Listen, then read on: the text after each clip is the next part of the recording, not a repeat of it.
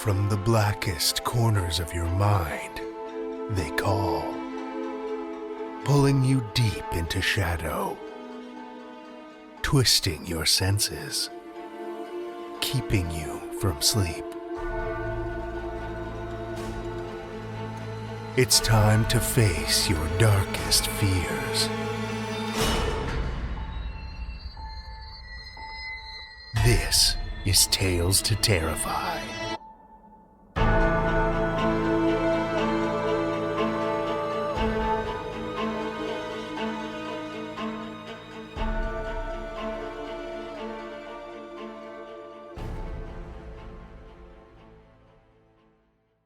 Good evening, children of the night, and welcome. October is nearly here. Finally.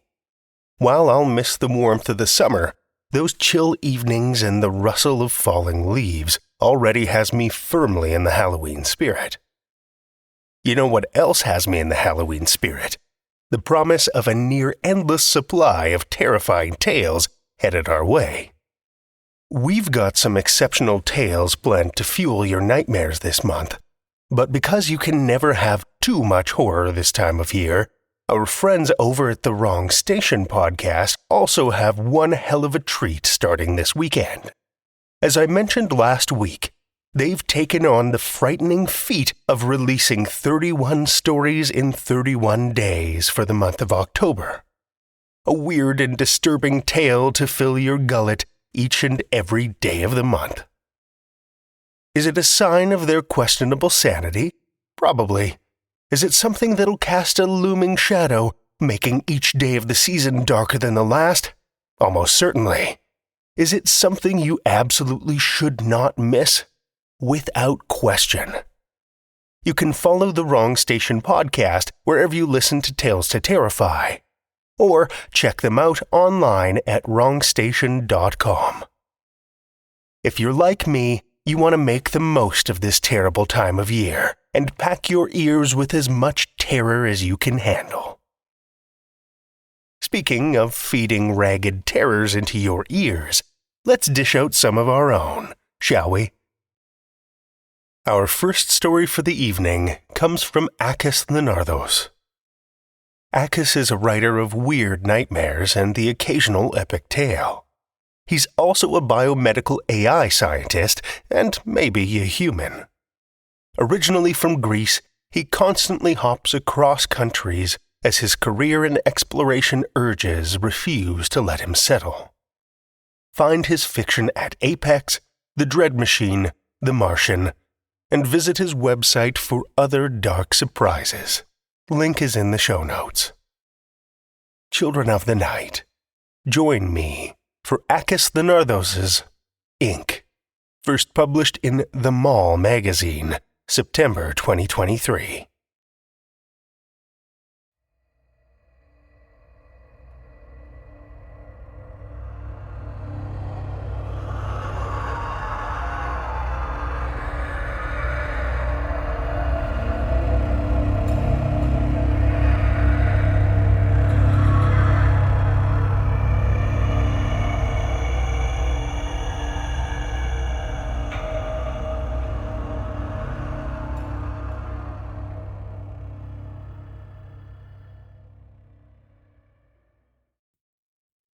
It started as a moldy splotch on one corner of the living room ceiling, soon expanding into a long crescent like the smile of a goddamn Cheshire cat.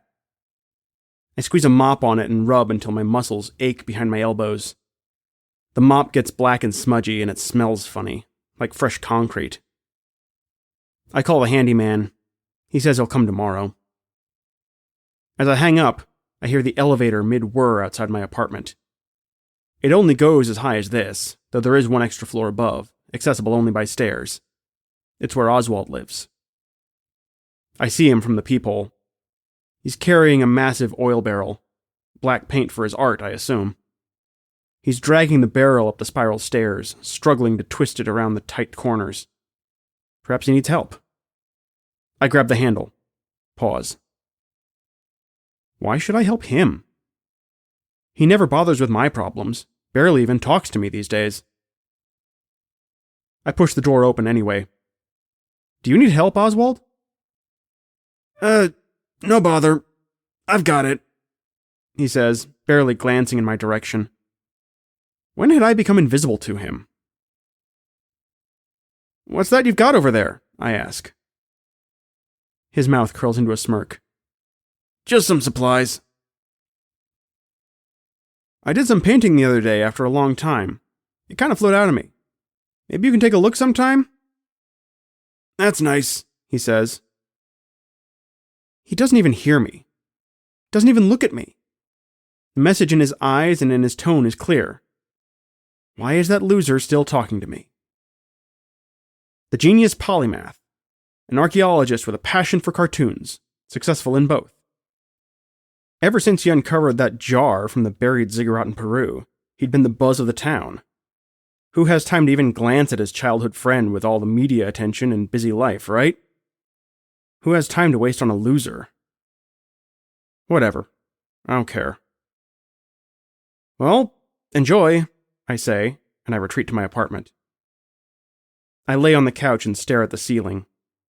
A screech moves along it, and I imagine something sharp and heavy slowly being dragged against the floor above.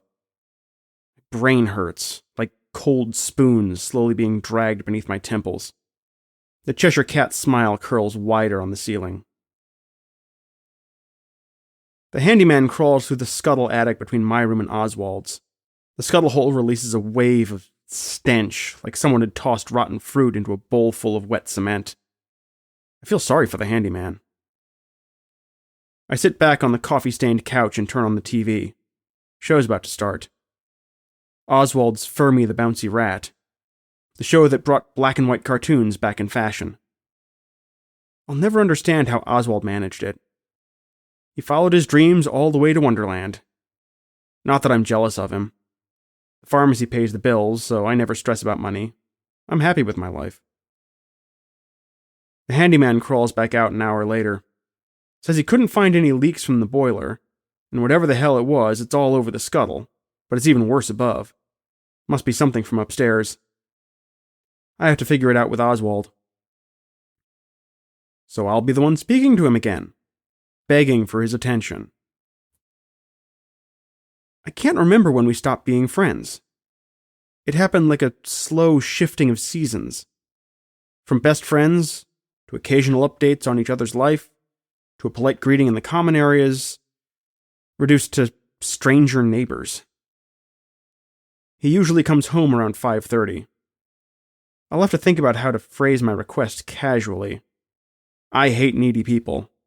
I don't want to give that impression. I spent some time at the coffee table with the TV on, working on a cartoon rabbit sketch I started some 6 months ago and never got to finish. Not much of a point to it. The lines come out all awkward again. The eyes don't match. I remember the first time my father found me painting. Good hobby. Keeps the eyes sharp. But don't do it for a living. Pharmacy will set you up for life.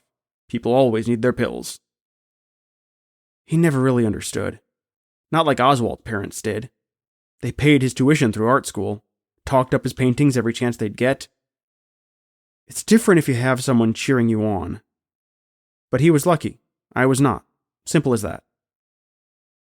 The elevator whirs. The familiar jingle of Oswald's bulky keyring follows. I reach the door, wrap my fingers around the cold handle, stay there for a long moment. All the opening phrases I stored up seem clunky and awkward. His footsteps taper away up the stairs. I push the door open. He's halfway up the staircase, hand on the railings. Hey, Oswald? I'll need your help one of these days. Something wrong with the ceiling. Found out yesterday the problem comes from your place. He turns. Slowly. Precisely. Like a goddamn clockwork soldier. There's something along his neck. A dark scar or a tattoo half hidden by his collar. Reminds me of a black snake's tail. That's new. He looks at me for a long while with glazed, distant eyes. Then says, "Want to hear what I found out yesterday? A scripture from the jar of a cat." His voice gets lower. "Taste the ink. Scar yourself with the mark of gods. Is he making fun of me? I don't speak whatever language it is you're speaking. There's something wrong with the ceiling. It's full of mold, and the problem comes from your place. Could you bring a handyman to figure it out? It's a mess on my side. Mayans had such fascinating gods. They'd paint themselves in Akat's name. They were his canvas. I don't fucking care. Right. Good job, Oswald. Well, I'll be around if you need someone to talk to about it, but please call a handyman. Mayans would put a plank on the newborns' foreheads, Oswald continued. Press it tight with a bandage and leave it there to elongate their skulls as they grow. Akat had more room to paint that way. I also found that out yesterday. Or maybe a week ago. Time slips lately. What the hell is his problem? Does he want to make me mad? That's interesting. Please take care of this mold issue, though. I can call him for you if you prefer. He smiles, and the smile reminds me of the Oswald I used to know as a kid, when he'd run so fast I couldn't catch up, and he'd turn around with a grin to tell me how amazingly bad I was at everything. I'll take care of it, man. Don't worry about it. The migraines are getting worse. My skull bones have been wobbling like cymbals all day, and I snapped at an old lady at the pharmacy. Good customer, too. Pretty sure I lost her forever. I toss out my shoes as I walk into my apartment, rub my temples as I trudge to the kitchen for tea. I avoid looking at the ceiling. It's been 4 days, and I haven't heard back from Oswald. He's so busy with his precious work, I doubt he remembers what I asked him to do. When I saw him the other day, he didn't even acknowledge my presence. Something off with him, too. Mouth all grimy with something dark. Looked like a kid that had gotten into the chocolate box. Perhaps adulthood won't allow him time to wipe his ass, either. I take the tea to the living room, smell the jasmine to calm my nerves, never looking up, never looking at the half-finished sketch on the coffee table. Too tired to finish it today. A random thought strikes me. I whip out my phone and look up the words, "Taste the ink. Mark yourself with the scar of gods." Or was it scar first, mark second? Neither gives me any result. What was that god's name? Akat? I looked that up. No wonder Oswald comes up with creepy cartoons if he's into that stuff. What he said the other day is true. Mayans were deforming their own babies. The richer they were, the more grotesque the deformation to stand out. Blood offerings, human sacrifice.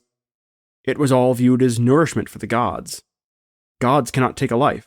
They can only devour a freshly killed soul. A droplet spills into my tea from above, suffusing the clear yellow with black. I look up. Lumps of the black mold have bloated out of the ceiling. They remind me of wasp nests. I'll give that bastard a good yelling tomorrow. Too tired now. I fall asleep on the couch, Fermi the bouncy rat playing on the TV screen. I like the noise. I can't sleep in the quiet. Fermi's cartoon spring sounds soothe me, and I drift asleep feeling a tickle in my left ear, like a tiny tongue. It's some alien hour past midnight when I awake with a rank, oily taste in the back of my throat. Something skitters down my arm and away with bouncy sounds. Boing, boing, boing. The sounds vanish toward the exit. My left ear feels cold. I touch it, wet with something slimy. I turn the lamp on. My arm is covered in tiny spots, as if a cockroach stepped on black paint before having a stroll from my wrist to my elbow. Black splotches all over the floor, one on the TV screen. There's a crack on the glass nearly as big as my fist, the shards spread out on the floor in front. A migraine hits. My forehead burns. I tilt my head back. Above, the wasp blobs of mold seem to be pulsating. I call Oswald. The phone rings back a Vivaldi season I cannot place, though it's not winter. My throat feels parched. I smack my lips and eye the cup on my coffee table. Idly, I take a sip of the cold tea. Tastes sweet as honey. I don't recall adding any sugar. Oswald doesn't respond.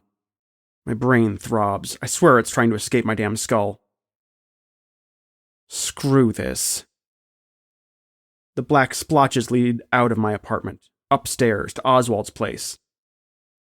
With every dazed step up the stairs, my eyes seem to wobble in their sockets, burning all over. His door is ajar. A thick, musky haze permeates from within like blackened shower vapors.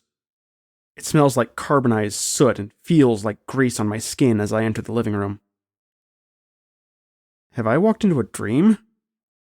Or was I trapped in a cycle of dreams for weeks now, in a comatose state, unable to wake up? Oswald? Oswald, what? I taste coal and shut my mouth, letting out a burst of muffled coughs. It's a meandering corridor to reach the living room. Something punctures my foot and I let out a yelp.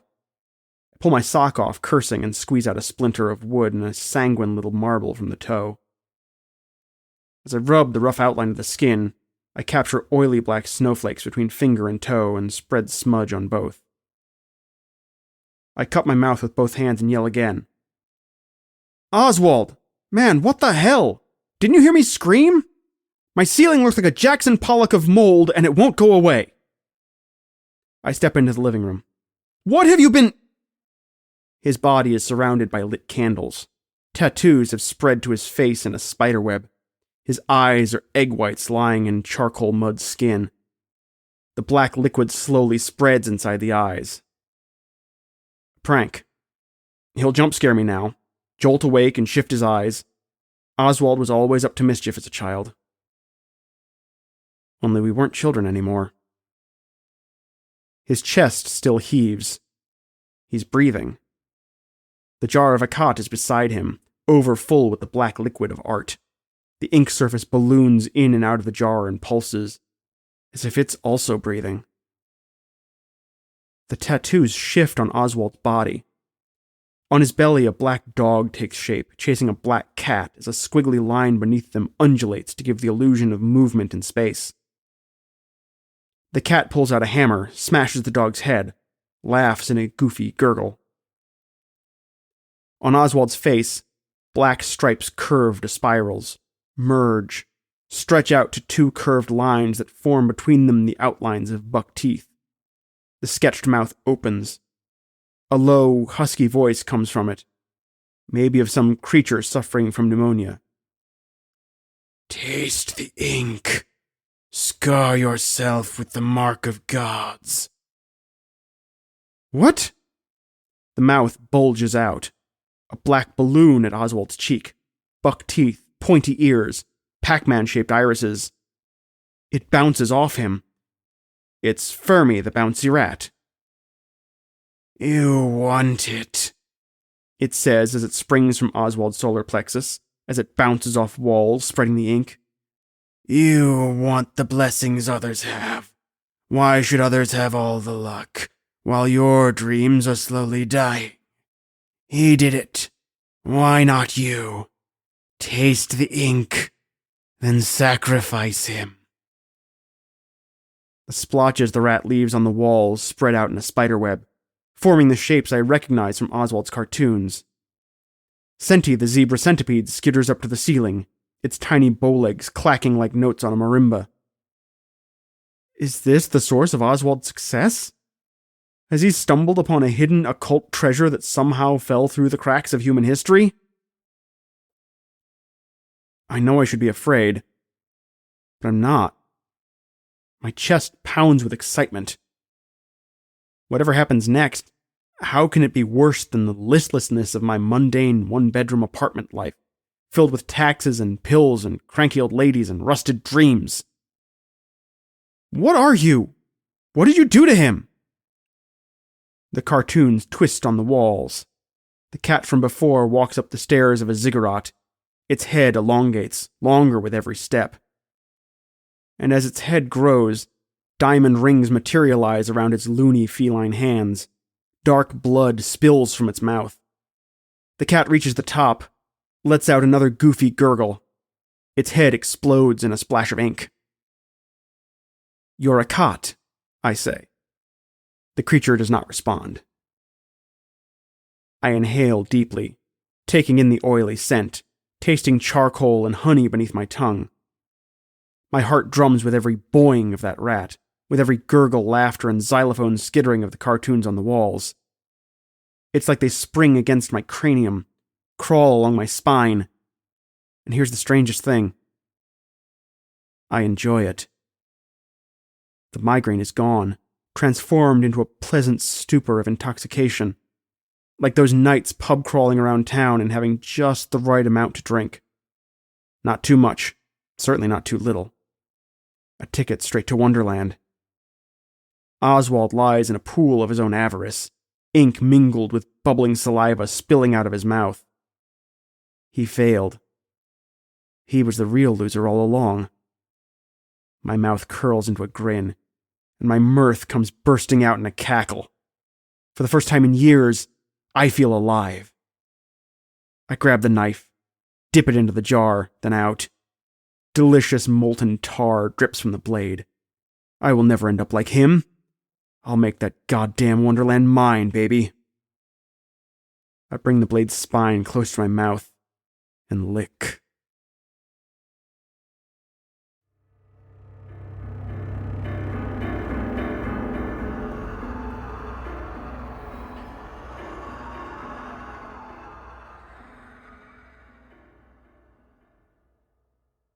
That was Akis Linardos' Ink, as read by Anthony Babington. Anthony Babington is an aspiring voice actor who looks just slightly off from how he sounds. From his secret volcano lair in Minnesota, he narrates podcasts and leases his soul to corporate America. He has previously recorded for Far-Fetched Fables, Starship Sofa, and the Cursed Inn podcast. He can be found on Twitter at Aleph Baker. Thank you, Anthony. Our second tale tonight comes from Jan Stinchcomb. Jan Stinchcomb is the author of Verushka, The Kelping, The Blood Trail, and Find the Girl. Her stories have appeared in Bourbon Pen, The Horror Is Us, and Menacing Hedge, among other places. A Pushcart nominee, she is featured in Best Microfiction 2020 and the Best Small Fictions 2018 and 2021. She lives in Southern California with her family and is an associate fiction editor for Atticus Review. Find her at janstinchcomb.com or on Twitter at janstinchcomb. Listen with me, children of the night, to Jan Stinchcomb's The Pre-Code Girl, a Tales to Terrify original.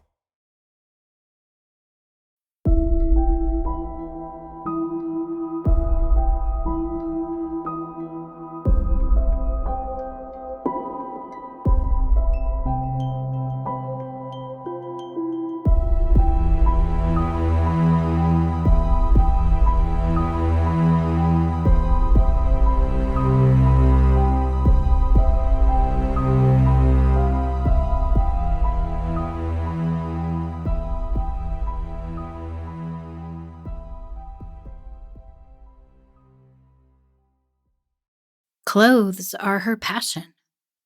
Clothing and costumes. She loves the feel of the fabric against her fingertips, all the textures and colors, as well as the cycle of fashion, everything old and new at once. She comes to USC to study costume design and goes broke immediately. But the man has already appeared, offering shelter and something she mistakes for love. Zach is cheap, despite his wealth and professional stature. The old sofa in the cottage where he keeps her is a discarded piece of furniture from his married life. She learns he has a child one day when she finds a little plastic octopus toy under the table. A King Kong poster hangs in the living room, and this image, a giant ape clutching a crushed red propeller plane in one hand, and Fay Ray in the other, ties them together. They both grew up poor, loving movies, especially old Hollywood. Zach tells her that when he was little, he would watch King Kong every night, hoping somehow the ape would make his way back to Skull Island, his home. She trusts him because of that story. Sex is powerful and intoxicant, more dangerous than money. She shudders to think of the things he makes her do, his whispered promises. He tells her she's hot, calls her Candy. She isn't Candy, she is Candace, too old for a childhood nickname. She recalls a recent birthday card from her parents in Texas. 23. I guess I'm what you call a pre-code girl, she says on the night Zach kills her. This is after they've fought about her missed period. His temper is ferocious, so she changes the subject to cinema. He is always quizzing her on her film history. Yes, she has seen all the important movies. This is her work. She knows the costumes by heart. And of course she knows what pre-code means. Strong women, forbidden topics. She sees a long line of high-kicking chorus girls in black and white. It's Zach's idea to dress up and go out to the beach with a bottle of champagne.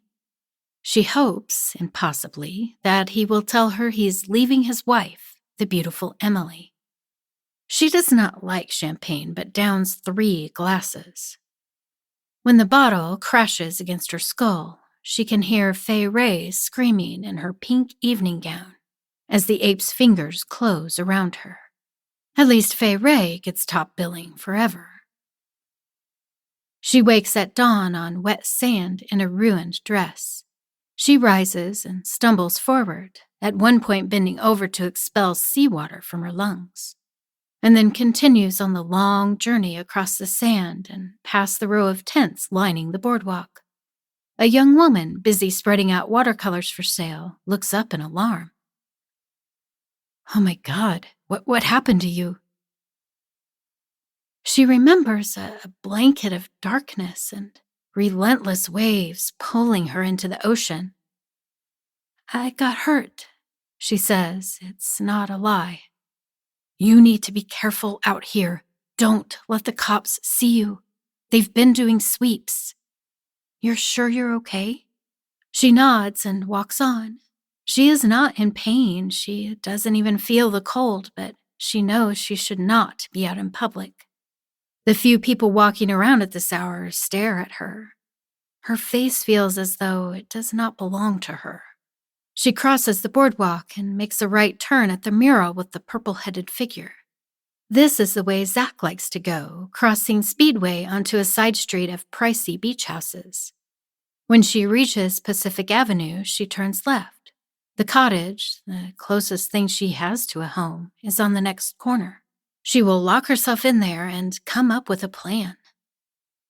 The mere sight of the cottage, beige with a white door and sea green trim around the windows and roofline, is reassuring. She finds the spare key in its usual place, under a heavy planter near the trash cans. Her fingers are so stiff she can barely open the door. But once inside, she goes straight to the bathroom where she peels off her wet dress and steps into the shower. The water pounds against her cracked skull. What's happening to me? She asks, her voice echoing. The mirror shows her gray skin and 2 eyes ringed in black. A trace of her favorite lipstick remains, but looks grotesque. From habit, she finds her part and combs through her fine blonde hair. There is 1 clean hand towel hanging in the bathroom, but it is big enough for her to dry her small body. The cottage doesn't have a landline. Even if she could find her phone and call an ambulance, she has no money, no insurance. And what would she say? She is afraid to accuse Zach of anything. She looks through the bedroom closet and finds only Zach's clothes. 1 good jacket, a couple of nice shirts. His trench coat hangs inside a dry cleaning bag, but where are her things? All her dresses and shoes, her purse collection, her bikini. He wants no trace of her. She picks her dress up off the bathroom floor and washes all the sand out of it. It is a long navy gown with a low neckline. Her last dress, her only dress. She hangs it up to dry and ties the hand towel around her waist. A knock at the door makes her jump. Could it be the police? She waits for the knocker to go away and then peeks outside. There is a flyer from the neighborhood council tucked under the welcome mat. She snatches it up and locks the door behind her. A greenish liquid dribbles down the side of her head. She feels her wrists and throat for a pulse. Nothing. She wants to let nature run its course. What is there to fear if she's as good as dead? Surely this is one way of dealing with the demands of life in LA. She doesn't need food or water, a toilet, housing. There is no reason why she can't survive outside, but she prefers to dwell in the cottage. From time to time, she has to get out. The sun is blinding, searing, but she solves that problem by stealing a pair of tortoiseshell sunglasses to hide her horrible ringed eyes. There are no more days, and she likes this. She doesn't care about time, which seems to have forgotten her. As for sleep, she often drifts in a dreamlike state in her bedroom in the cottage, but she wouldn't call that sleep. One day, she catches sight of herself in the reflective windows of a parked car as she roams the streets of Venice. She stops and removes her sunglasses. She looks like a ghoul, an addict. People are afraid of her and avert their eyes after one quick, horrified glance. She retreats to the cottage and waits for the sun, that murderous ball in the sky, to go down.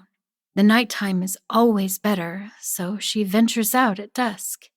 She needs another dress. The navy gown has never really recovered from its baptism in salt water, and the fabric doesn't hang right.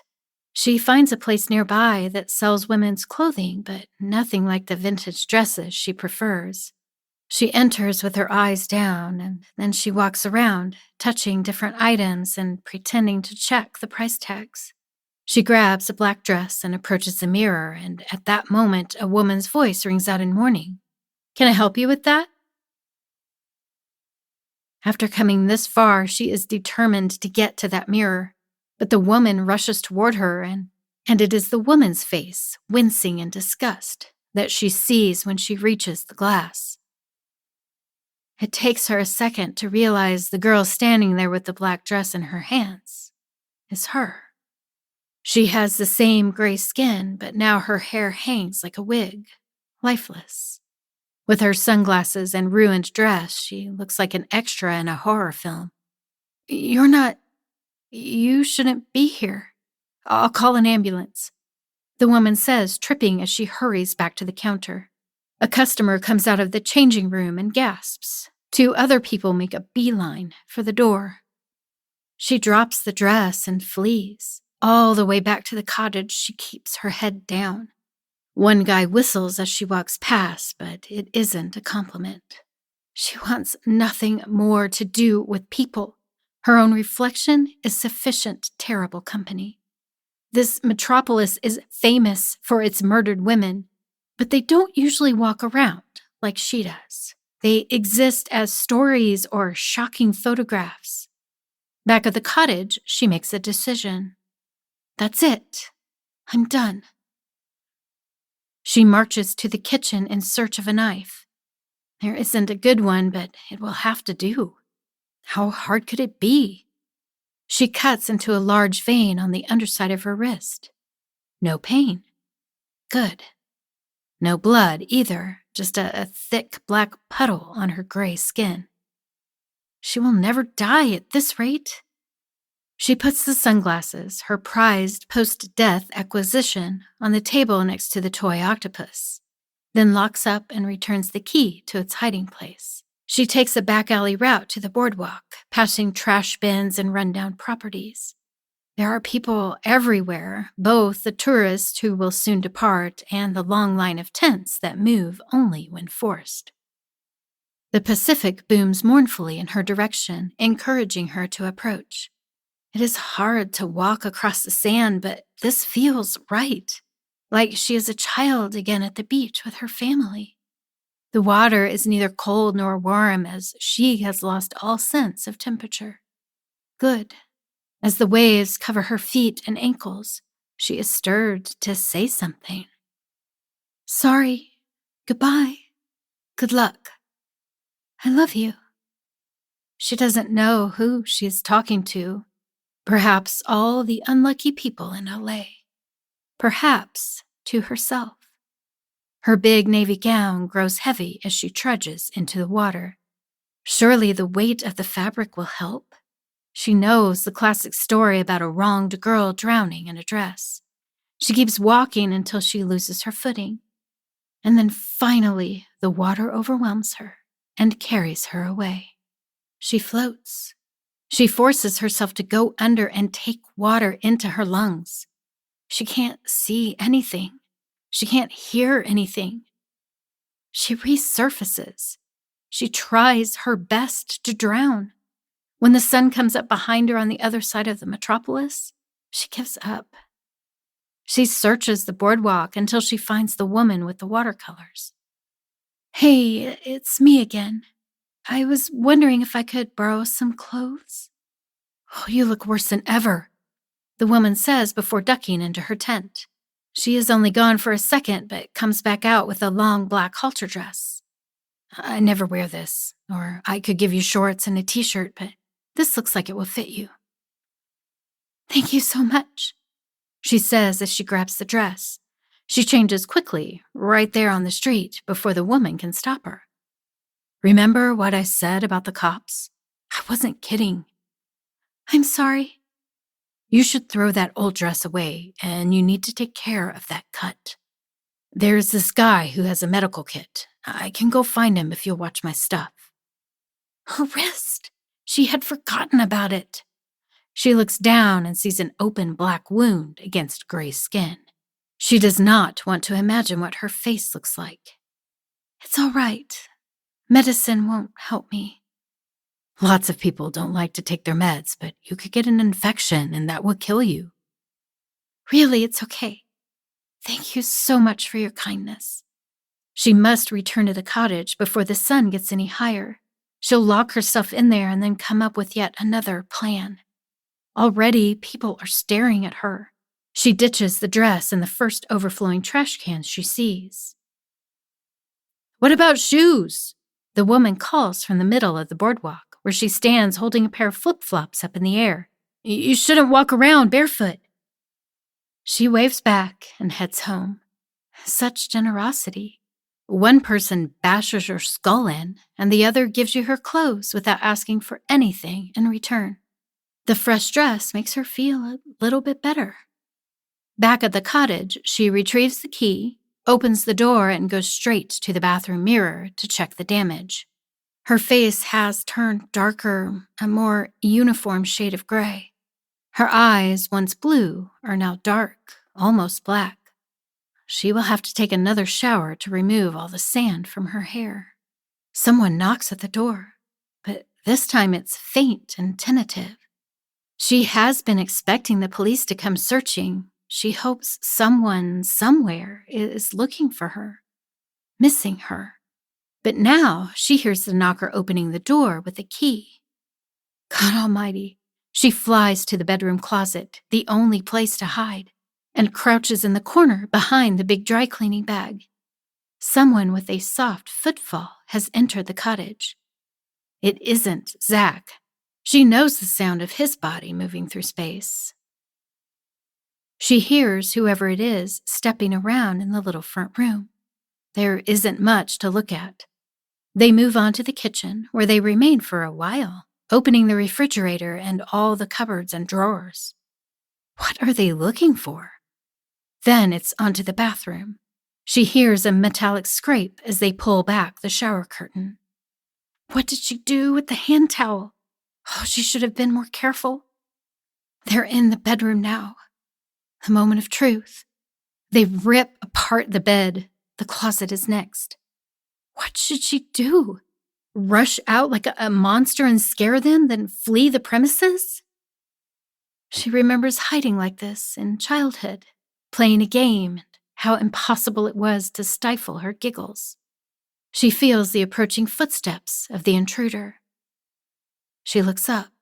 In a gap between her killer's clothes, she sees a pretty brunette with brown eyes. Emily.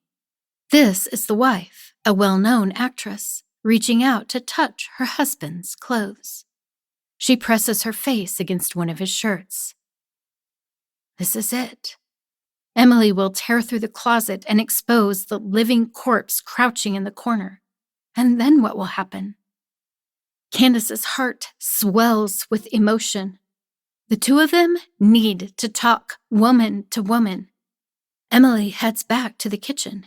Candace creeps out of the closet and pauses in the bedroom doorway before tiptoeing forward. Jealousy flares as she stares at Emily's big ass and tiny waist. They are complete opposites. Emily is a voluptuous Betty Page type, whereas she is a waif, barely there. Nobody special. Why would any man choose Candace over Emily? Candace retreats to the bedroom in the nick of time, just missing Emily on her way back to the living room, where she picks up the toy octopus. Then she starts sobbing. It's now or never, Candace tells herself. Come on, speak. She glides out to the living room, but before she can open her mouth, Emily screams, the blood draining from her face so fast that Candace thinks she has killed her. The air glitters with an electric charge. She isn't sure how to begin. I guess you know who I am. Jesus Christ. She waits, partly to let Emily take in her words, partly because she is only now learning to author her own life. The truth rises like a secret sun inside of her. This is my place now. Put the key on the table. Emily stands, spellbound, her lips quivering. Take the octopus, take his clothes, take that damn poster. I don't want to see him again. I don't want anyone bothering me. From here on out, everything will be on my terms. Emily obeys and slips the octopus into her purse. Then she races back to the bedroom to gather Zach's clothes. As she leaves, balancing the clothes on top of the King Kong poster, she asks, Should I tell Zach to stop worrying? I mean, it's not like you can press charges in your current state. Press charges. The actress cannot catch up. It is too much to grasp. She will spend the rest of her life trying to understand that one moment in the cottage. But she will leave Zach later that same afternoon. Candace enacts her first great haunt. She opens her mouth and releases a wicked, mocking laugh before slamming the door on Emily's back. Something shifts in the universe. Candace's body falls to the floor without her at last. Later, as the moon waxes and wanes, Candace often visits the watercolorist, who no longer lives out of a tent but still sells her paintings in the same spot. It is customary for Candace to appear at dusk. One evening she notices a painting of herself, a lone woman in a navy gown standing on the beach under a dark purple sky. Who is the woman in this painting? A prospective customer asks. Oh, she was one of the survivors out here. At least I hope so. I lost track of her, but I always expect her to come back. Were you friends? The watercolorist smiles. I'd like to think so. She sets the painting on an easel. She can feel a sale coming on. I really love it. That sky. Could you hold it for me while I walk around? Of course. Candace stands close enough to the artist to leave a cold kiss on her smooth cheek. Then she floats up to the painting and slips inside it, disappearing under the familiar purple sky.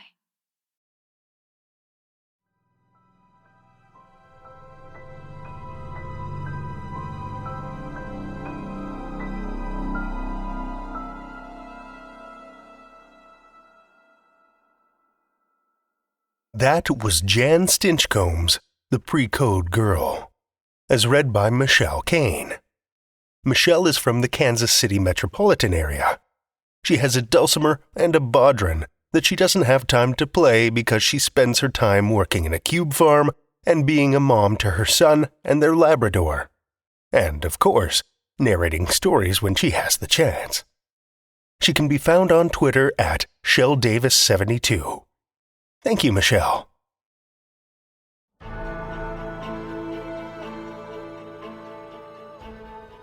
Well, children of the night, the hour is late, and we've run out of tales to tell. For now. Tales to Terrify is made possible by the tremendous generosity of our supporters on Patreon and PayPal.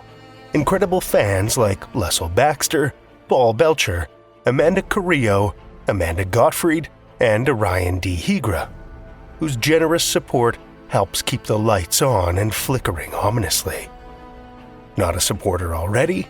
Head over to patreon.com/Tales to Terrify, where you'll find all kinds of perks, like ad-free episodes, bonus content, and one-of-a-kind collectibles and merch packs. Every dollar goes back into this show to make it as horrific as possible, and we appreciate it so much. Want another way to support the show that doesn't cost a cent? Head over to Podchaser, Spotify, or Apple Podcasts and leave us a 5-star rating or review. You'll not only put an unnaturally wide smile on our faces, but help new listeners discover our terrifying tales too. Why not share your love of the show out in the world with some Tales to Terrify merch? TalesToTerrify.com/merch will take you to our TeePublic store, where we've got a great collection of creepy custom and curated designs, so you can show those around you just how twisted you truly are. Tales to Terrify is produced by Seth Williams, Meredith Morgenstern, Andrew Gibson, Crystal Hammond, Spencer Disparty, and myself, Drew Sebastini, with original theme by Nebulous Entertainment. Tales to Terrify is distributed under a Creative Commons Attribution, Non-Commercial, No Derivatives license. Join us again next week as we delve deep into darkness with more Tales to Terrify.